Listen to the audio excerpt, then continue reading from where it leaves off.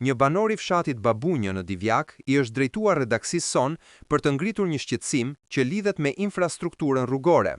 Shqetësimi është për gjendjen skandaloze të rrugës së fshatit, e cila është kthyer në një problem për të gjithë vendasit. Teksa rruga zhytet në baltë pas çdo shiu, duket se kryetari i bashkisë, Josif Gorea, është i përgjumur dhe nuk e shikon dot gjendjen në të cilën i lë rrugët që kanë administrim bashkia e tij.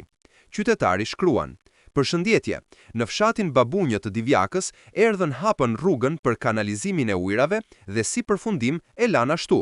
Mjafton një shi dhe shikoni se çfarë bëhet. Vetëm një vend si Shqipëria, që synon antarësimin në Bashkimin Evropian, ndodh që rrugët të jenë të përlyera në baltë, një lloj si një pjesë e politikës së këtij vendi.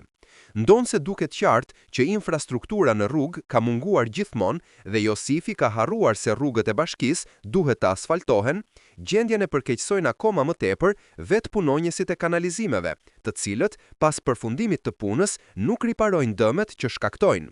Thirrja shkon për autoritetet përgjegjëse që të marrin masat e nevojshme, duke u ardhur në ndihmë banorëve të kësaj zone për t'u ofruar minimalisht një rrugë të kalueshme.